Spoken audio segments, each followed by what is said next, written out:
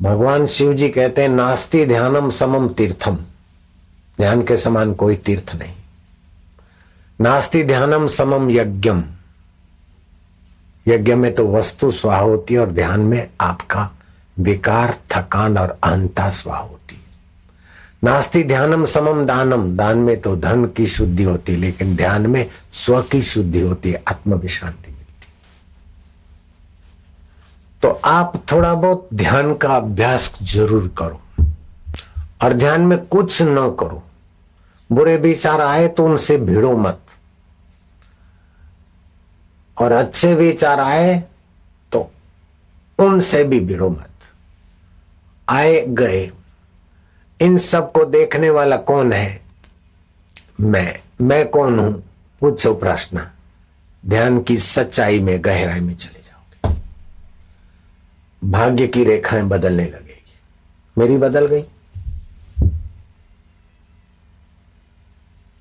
Met तक कठिन कुंक भालक, भाग्य के कुंक बदल जाएंगे। ये जमाना फास्ट युग है।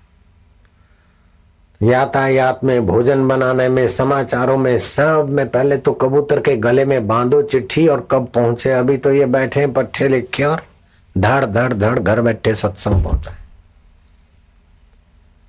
तो जैसे और सारे साधन फास्ट हो गए, तो ईश्वर प्राप्ति का साधन भी फास्ट अपनाना पड़ेगा, क्योंकि हमारा तन पहले जैसा नहीं, मन पहले जैसा नहीं। क्या पता कल क्या हो जाए। तो ये फास्ट साधन है आपकी उन्नति का, विश्रांति परमात्मा ध्यान में। फिर मन इधर उधर जाए कोई बात नहीं, लंबा सांस लो, लो तो सब करो। तो जब ओम का मां बोलो तो होठ बंद करना, हरि ओम।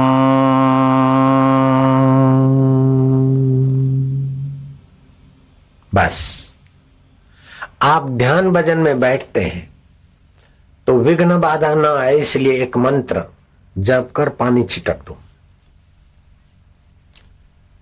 ओम रम, रम अग्नि देवता का बीज मंत्र है। ओम रम रम करके छाट दो, मेरे तरफ आने वाले विघ्न बाधा सब स्वाहा हो जाएंगे। बैठ गए, आधा घंटा रोज अभ्यास करो, भले पहले दिन 15 मिनट करो। अभी सेठों को, साहबों को हाथा जोड़ी करते हो और फिर भी तनख्वाह नहीं बढ़ती, प्रमोशन नहीं होता। लेकिन ये ध्यान का अभ्यास कुछ समय करो, सेठ, साहूकार, साहब आपका दीदार करके अपना भाग्य बना दे, ऐसी योग्यता आप में छुपी है। भगवान की कसम, अल्लाह की कसम खा के, आपकी कसम खा के बोल, every man is the god but playing the fool. सामाजिक दृष्टि से, व्यवहारिक दृष्टि से, आर्थिक दृष्टि से नगण्य व्यक्ति हो, केवल अपने आराम स्वरूप ईश्वर में आने की कला जान ले। चालू कर दे, सुबह दोपहर शाम आधा आधा घंटा, 1.5 घंटे में कहीं जोर लग गए। 8 घंटा मजदूरी करने वाले का इतना कमाई नहीं हो सकती जितना उसकी भाग्य की रेखाएं उसको दिला देगी। काहे घबराए, काहे दुखी हो जाए भैया। गीता में बुद्धि योग का जितना आदर है, हिंदू संस्कृति के साहित्य में बुद्धि योग का जितना आदर है, उतना दूसरे मजहबों में नहीं पाया गया। लिखा हुआ है, यकीन कर लो। लेकिन यहां आपकी बुद्धि को इतनी विलक्षण करो कि फिर तुम स्वतंत्र हो जाओ, भगवान के मित्र बन जाओ, सखा बन जाओ, स्वामी बन जाओ, गुरु बन जाओ, माई बाप बन जाओ। ऐसा विकास करने की छूट अगर किसी धर्म में है तो वो सनातन धर्म में है। जय राम जी की। साधक के अधिकारों की रक्षा, भक्त के अधिकारों की रक्षा और अधिकार का विकास जितना हिंदू संस्कृति में है, उतना दूसरी जगह मुझे आज तक नहीं मिला।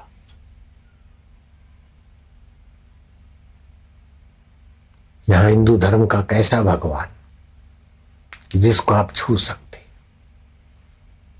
जिसको आप छछिन भरी छाछ पर नचा सकते, जिसको झूठे बैर खिला सकते, जिसके माई बन सकते, बाप बन सकते, गुरु बन सकते, मित्र बन सकते, सखा बन सकते, सेवक बन सकते, और जिससे तुम प्रश्न उत्तर कर सकते। जिसको साकार में ला सकते और निराकार में भी जान सकते, ऐसा सनातन धर्म का उपास्य देव होता है। एक बार अकबर ने छेड़ दिया बीरबल को, अबे क्या बीरबल तुम काफरों का भगवान, कोई अनवैलिड पर्सनलिटी, जब चाहे तब भागा भागा आए, हमारा खुदा कभी नहीं आता, जरूरत पड़ी पैगंबर को भेज दिया, तुम्हारा भगवान very ordinary person, okay, our god और हमारा खुदा is very great person. Birbal ने कहा, जहां पना सोए हुए शेर के आंख में उंगली भोंकने की आप गुस्ताखी कर रहे हैं। बोले क्या क्या मैंने क्या कम कहा, तुम्हारा भगवान ऑर्डिनरी है, ऑर्डिनरी आदमी बार बार आता है और बड़ा आदमी नहीं आता, अपना नौकर भेज देता, अपना पैगंबर भेज देता है, अपना उपदेशक भेज देता है, इसमें क्या बड़ी बात है। बोले जहां पना ठीक है, हम प्रैक्टिकल आपको इसका उत्तर देंगे। वो जमाने में डैम नहीं बनी थी, यमुना में पानी खूब रहता था, यमुना जी में सैर करने के लिए कई नावें सजाई गई और एक सजी धजी नाव में जहां पना बैठेंगे, जहां पना जिस नाव में बैठेंगे, एक दासी को तैयार कर दिया गया था, अकबर का शिशु पैपान करता हुआ बालक के कपड़े, लेकिन बालक बनाया गया था मोम का। और दासी को समझाया गया कि मझधार में जब जाए तो नाविक नाव जरा करवट वाली चलाएगा, अल्लाह करके तू बच्चे को गिरा देना, बाकी का फिर हम संभाल लेंगे। दासी जाने बीरबल जाने, नाव ऐसे ढंग से चली और या अल्लाह करते हुए बच्चा हाथ से गिर गया। ये एक्शन की, धबाक से अकबर कूद पड़ा। बीरबल ने तो आयोजन किया था, नजरिया बीरबल की थी और साथियों की, अफे दफे खफा खफू खूब भटका और वो मोम का पुतला आया नाव में, तेरेगी बीरबल ये तेरी गुस्ताखी। बोले जहां पना गुस्ताखी नहीं है, तुम्हारे सवाल का जवाब है।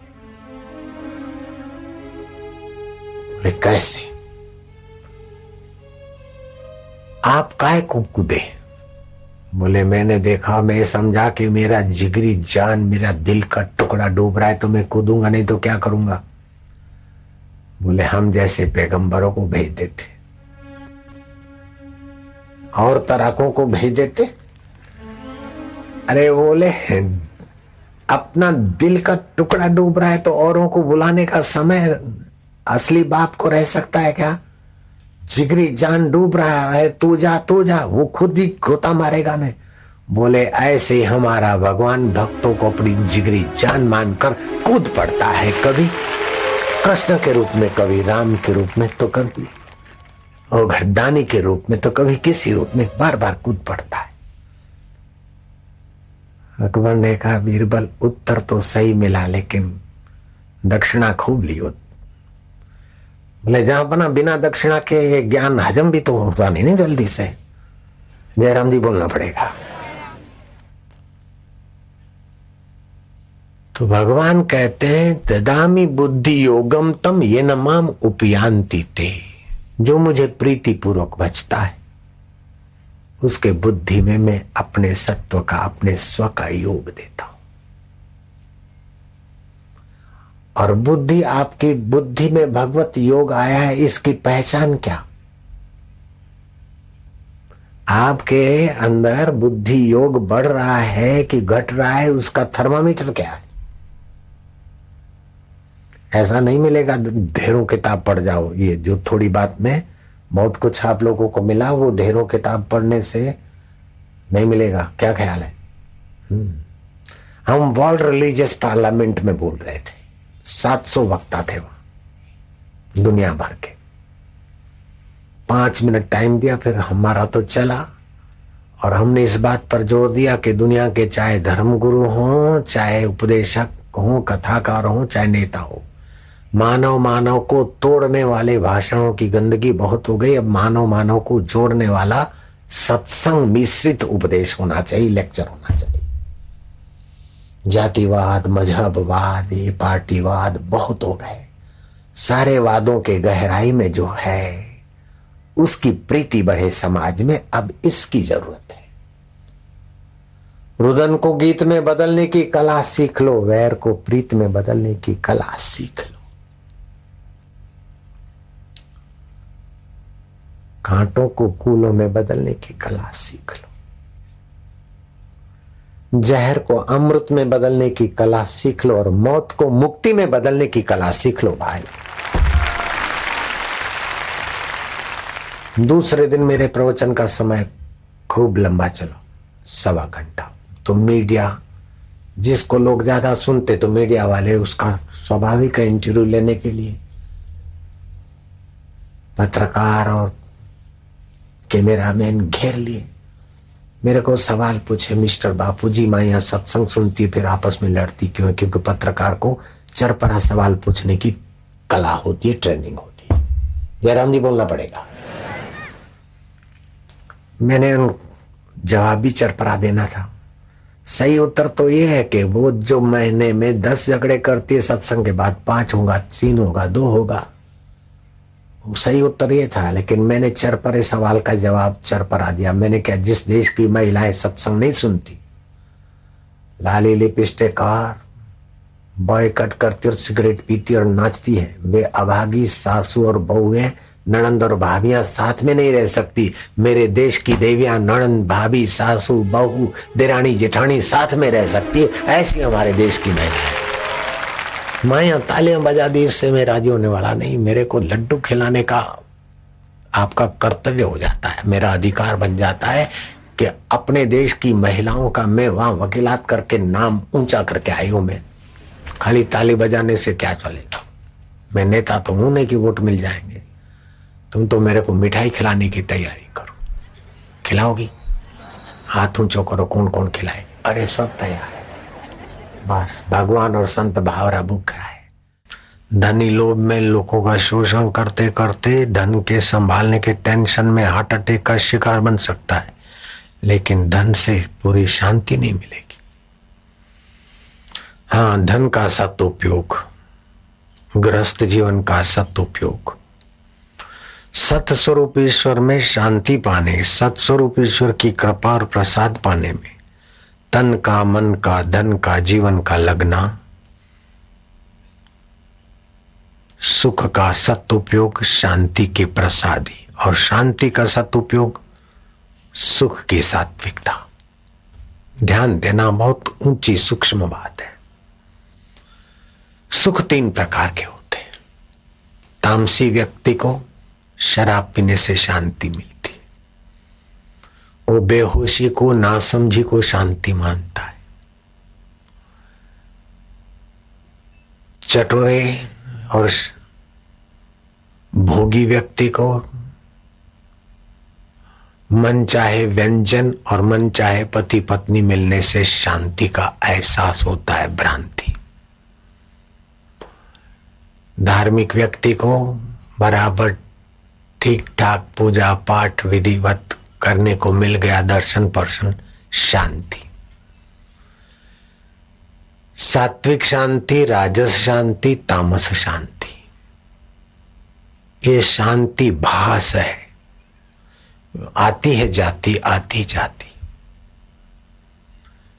श्री कृष्ण ऐसी शांति से सहमत नहीं होते। श्री कृष्ण कहते लब्ध्वा ज्ञानम पराम शांतिम मचिरेणादि गच्छति। जो अखिल ब्रह्मांडों का सार तत्व है और प्राणी मात्र का परम सुहृद है, उस आत्मा परमात्मा का ज्ञान उपलब्ध होने से परम शांति मिलती है। और जब शांति मिली तो उसी समय मुक्तता का अनुभव होता है। ऐसा नहीं कि परमात्मा शांति आज मिली और मरने के बाद मुक्ति होगी, नहीं, उसी समय अनुभव हो जाता है कि जिसको कभी बंधन नहीं, मैं वो आत्मा। हम काय से बंधे? धन से बंधे, धन आ आकर चला गया। पुत्र से बंधे, पत्नी से बंधे, न जाने कितने जन्मों की पत्नियां छूट गई, पुत्र छूट गए, पति छूट गए, बचपन छूट गया, छोड़ना नहीं पड़ा, जवानी छूट गई, छोड़नी नहीं पड़ी। ये नित्य सब छूट रहा है, बंधे ये भरम है।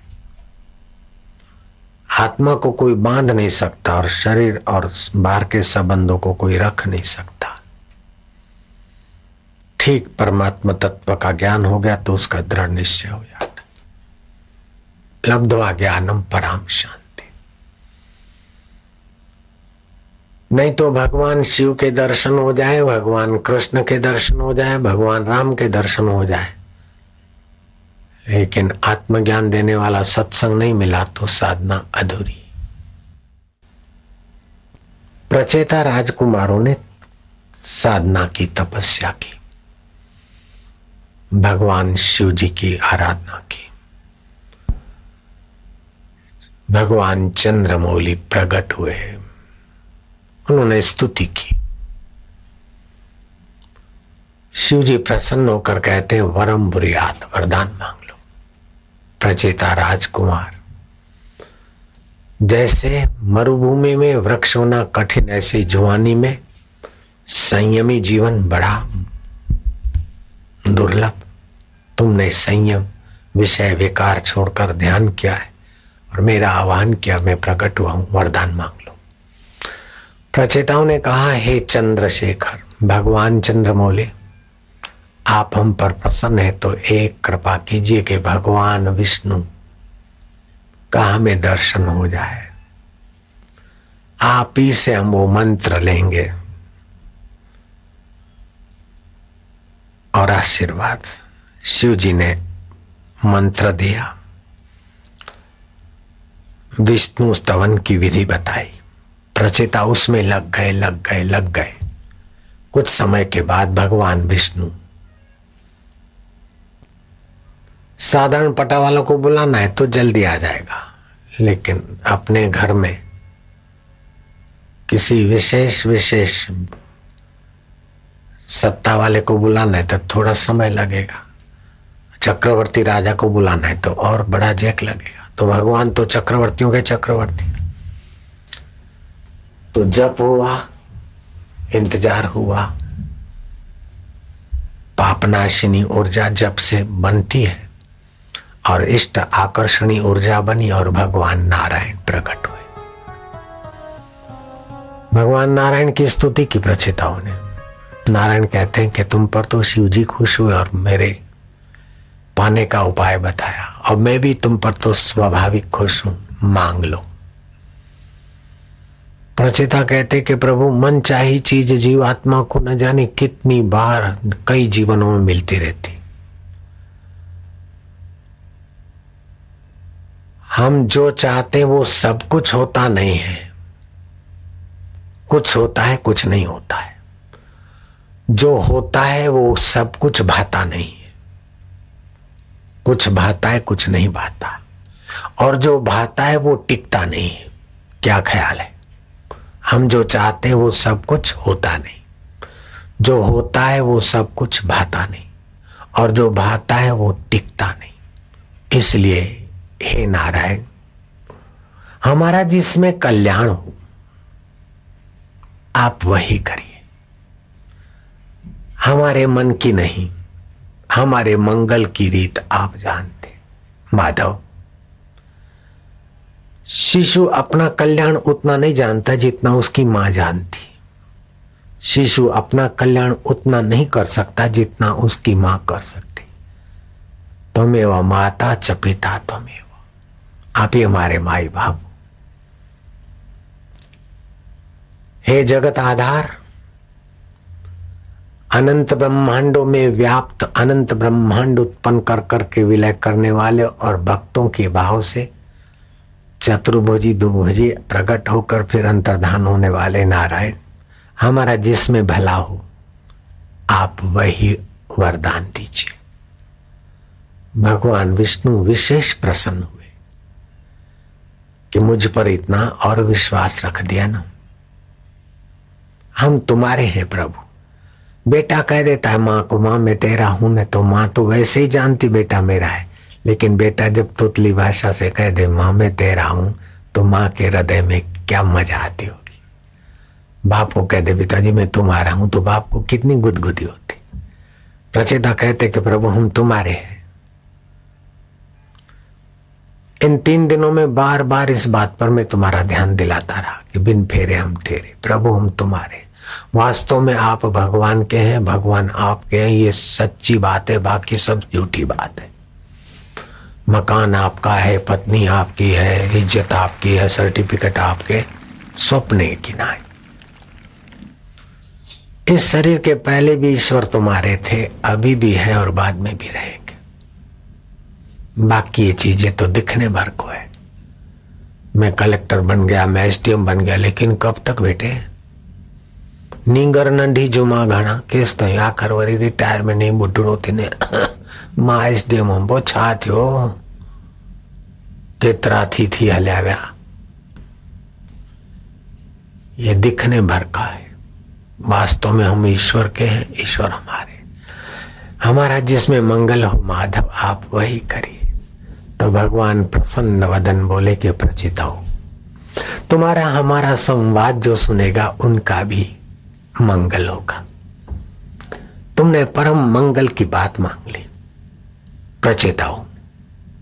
तुम्हारा परम मंगल किसी बाह्य वरदान या स्वर्गीय सुख से नहीं होगा। तुम्हारा परम मंगल होगा परम पुरुषम दिव्यम याति पार्थनु चिंते।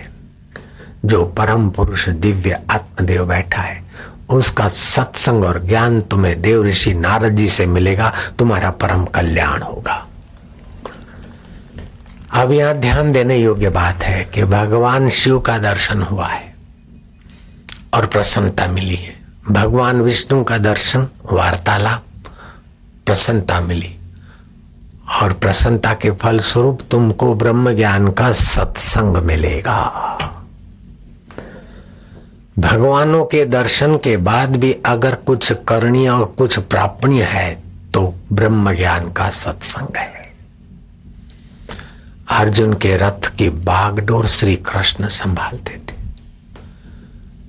अर्जुन के रथ पर रुद्रा अंशा अवतार हनुमान जी चौकी करते थे।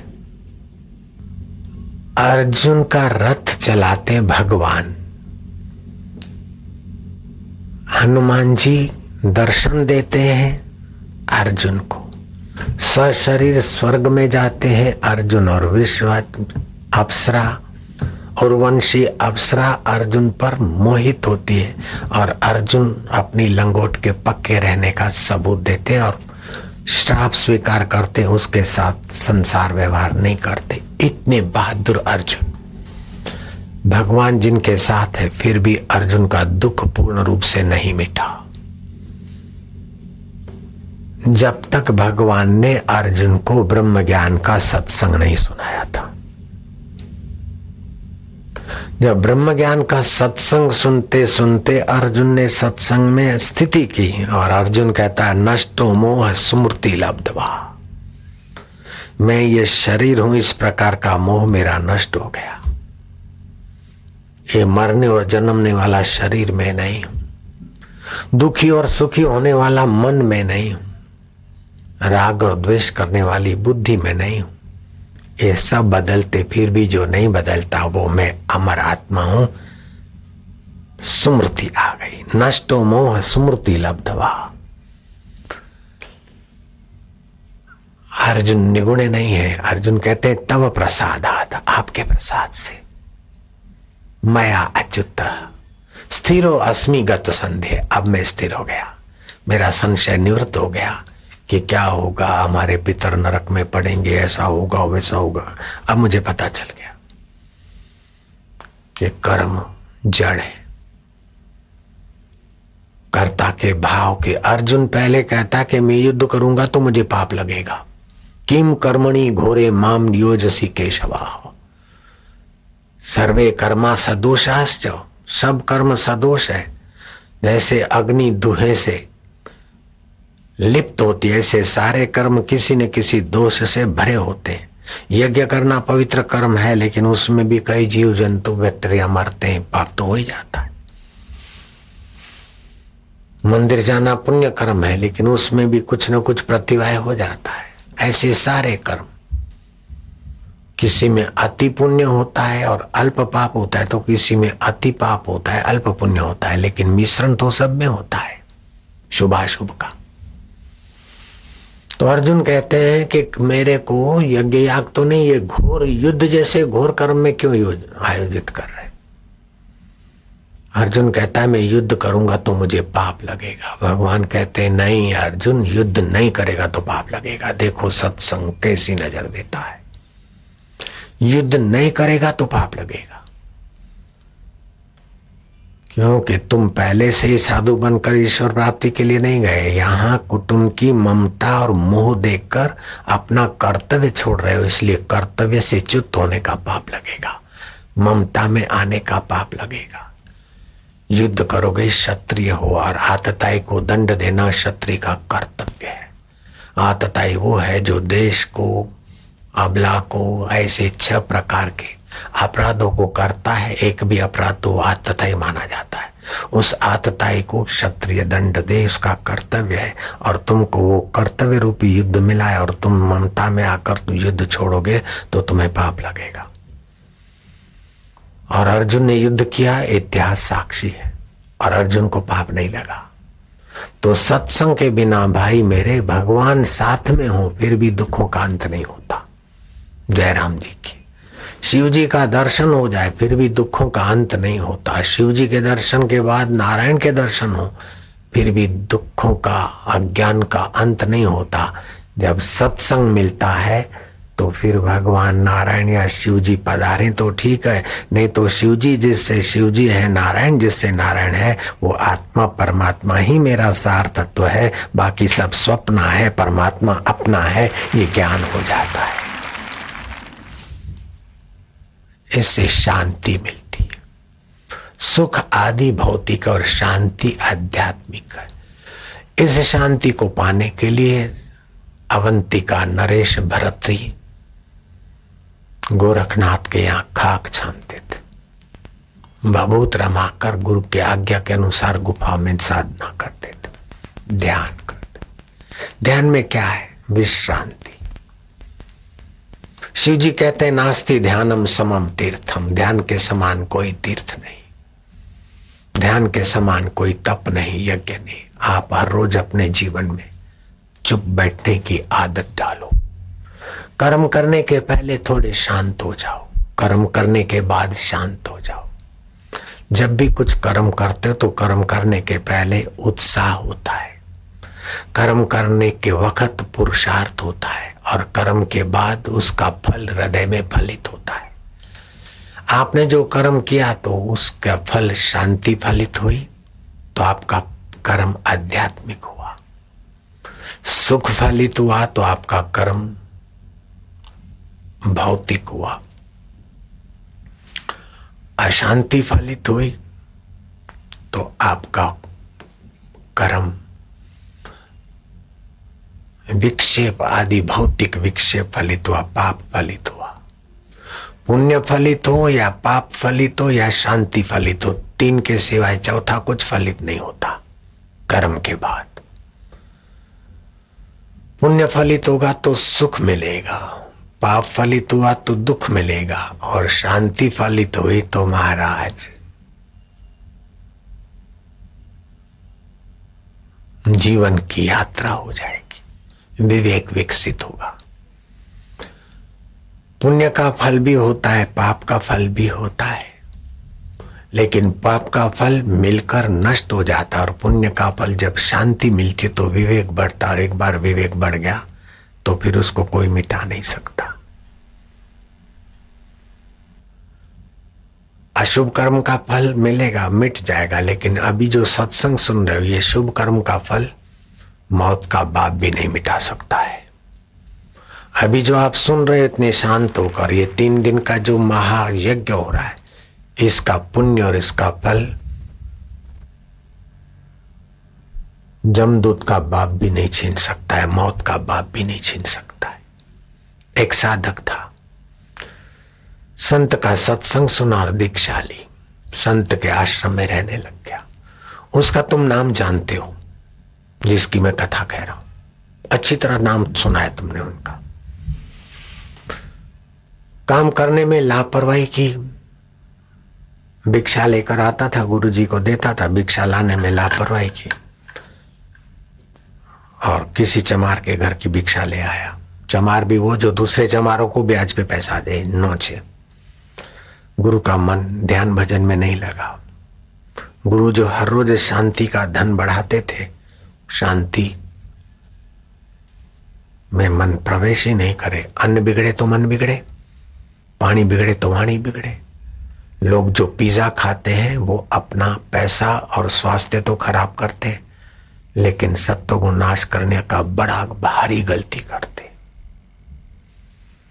नॉन वेज तत्व भी बहुत होते हैं पिज्जा में।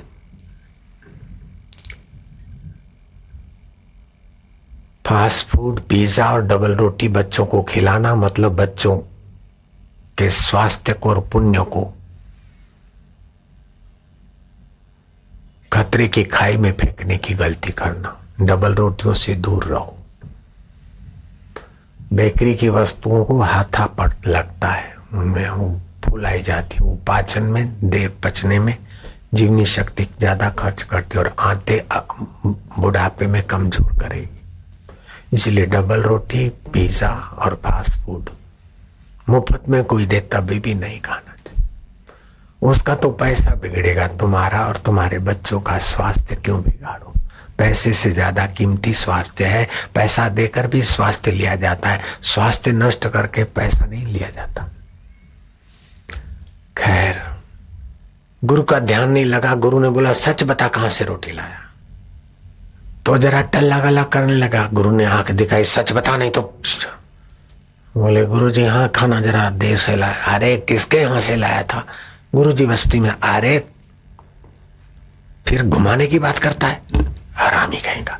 सच बता कहां से लाया। बोले दो ब्राह्मण थे, साफ सुथरे थे, उन लोगों ने तो खा पी के बर्तन मान लिए थे। गुरु जी आप देर से खाते हैं, इसलिए मैं जरा देर से लेने गया था। अरे मैं पूछ रहा हूं किसके यहां से लाया, फिर घुमावे में डालता है। सच बता। गुरु जी मैं खाना ले आया था। अरे हरामी सच बता कहां से लाया था। बोले चमार के घर से। अब इतना सिर खपाने के बाद बोला चमार के घर से। जा तुझे चमार के घर जन्म लेना पड़ेगा। वही साधक समय आते जब मरा, रघु चमार के यहां जन्मा और उसका नाम पड़ा रहीदास। तुमने नाम रहीदास का सुना है, जयराम जी की। रहीदास 10 वर्ष के थे। अगले जन्म का गुरु मंत्र का जप और चुप, ये स्वभाव जमदूत भी छीन नहीं सका। जप और चुप से उनकी शक्तियां जागृत हो गई। जप किया और चुप, जप किया और चुप, जप चुप चुप जप, शक्ति का संचय हुआ। संत तुलसीदास महाराज को पता चला कि रघु चमार का बेटा जप और चुप, फिर किसी को कुछ भी कह देता है तो घटना घटती है। बड़ा प्रभावशाली व्यक्तित्व का धनी।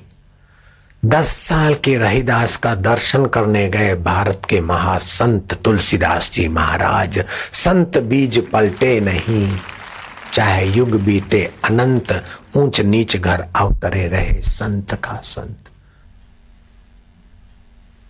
मैंने कहा था कि एक होता है सुख, दूसरी होती है शांति। तो संसारी कर्म का फल तो मिलकर नष्ट हो जाता है, लेकिन शांतिदायी जो कर्म है वो नष्ट नहीं होते। श्राप मिलता है, शरीर बदल जाता है, लेकिन तुम्हारा वो शांतिदायी विवेकदायी पुण्य नष्ट नहीं होता। अगर नष्ट होता तो उसको श्राप मिला, वो रघु चमार के यहाँ जन्मा, भूल जाता नहीं। अगले जन्म का जप और शांति उसका मौजूद है। तो इस जीवन में 3 दिन का जप और शांति क्या जमदूत का बाप छीनेगा तुम्हारा? क्या रेलवे की धक्का-धक्की अथवा भीड़ भाड़ तुम्हारा ये जप और शांति का पुण्य छीन लेगा? ताकत नहीं। जेब कतरा पैसे छीन सकता है, सरकार टैक्स लगाकर पैसे ले सकती है, मृत्यु शरीर छीन सकता है, लेकिन जप और ब्रह्म ज्ञान का सत्संग और शांति मौत के बाप की भी ताकत नहीं जो छीन सके। इनकम टैक्स की तो बात क्या करो। इसलिए भगवान शिव जी ने पार्वती को कहा कि पार्वती, उनकी माता धन्य है, उनके पिता धन्य है, उनका कुल और गोत्र धन्य है जिनके हृदय में गुरु भक्ति है।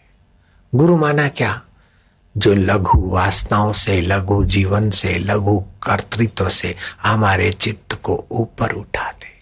1000 जन्म के पिताओं ने मिलकर भी वो चीज नहीं दी, 1000 जन्म की माताओं और लाखों साथियों ने मिलकर वो चीज नहीं दी जो सतगुरु रूपी संत के द्वारा हंसते खेलते मिल जाता है। विवेक का धन, शांति का धन, मंत्र का धन। भगवान राम के गुरुदेव कहते हैं कि राम जी, ब्रह्मज्ञानी गुरु की भली प्रकार सेवा करनी चाहिए, उनका बड़ा उपकार है। जो परम उपकारी संत का उपकार भूल जाता है वो कृतघ्न। शास्त्रों में और पापों का प्रायश्चित है, लेकिन कृतघ्नता के पाप का प्रायश्चित नहीं है। इसीलिए कभी भी संत की कृपा का, कृतघ्नता का पाप अपने सिर पर ना आए। विवेकानंद इतने महान बन गए थे, फिर भी बोलते थे जो कुछ है मेरे गुरुदेव का है। मैं भी आज विदाई की वेला में तुमको कह रहा हूं कि जो कुछ अच्छा था, भला था, बढ़िया था, हितकारी था, वो मेरे गुरुदेव का, शास्त्रों का, तुम्हारे पुण्यों का था। खारा खट्टा हो तो मेरी गलती, अच्छा है तो मेरे गुरुदेव का है। हम न हंसकर सीखे हैं, न रोकर सीखे हैं। जो कुछ थोड़ा सीखे हैं तो गुरु जी के होकर सीखे हैं।